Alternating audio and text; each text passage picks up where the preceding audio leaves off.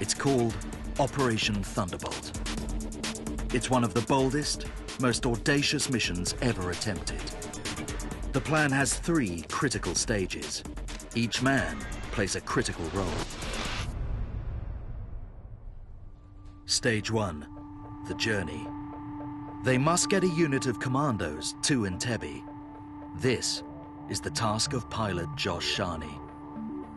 Sharney will lead a convoy of 4 Hercules C-130 transporter planes on a 2,500-mile route to Uganda. Entebbe Airport consists of 2 terminals. The hostages are being held at the old terminal to the east.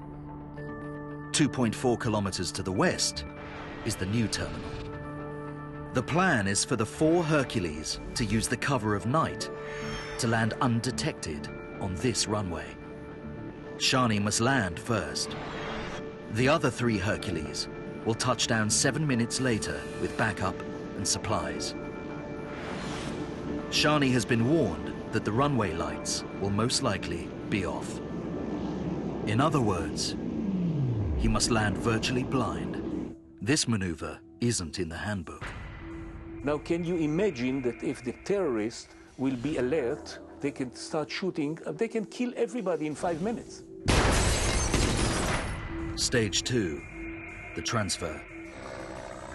Once the lead Hercules lands, 30 commandos must get to the doors of the terminal in total secrecy.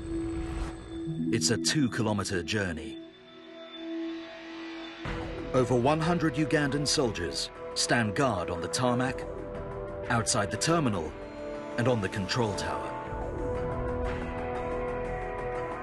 Muki Betsa comes up with an outrageous idea.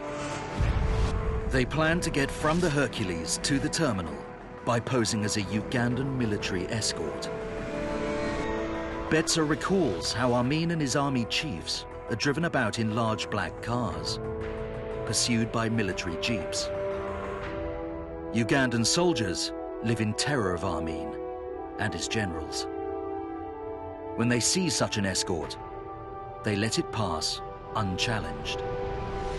The Israelis are bringing a black Mercedes and 2 jeeps to Entebbe. Incredibly, they plan to drive them straight past the Ugandans all the way to the terminal. Stage 3, the assault. Yoni Netanyahu and a small force will take on the Ugandans outside on the tarmac.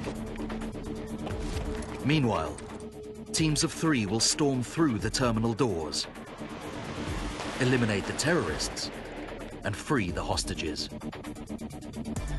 The next day, in total secrecy, the army builds a life-size replica of the terminal.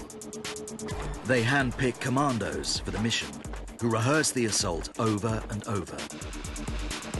They must get every tiny detail right, because one mistake could trigger a catastrophe. Defense Minister Perez immediately backs the plan. But it's so risky and unorthodox that he must persuade many members of the cabinet. If we shall fail, nobody will forgive us.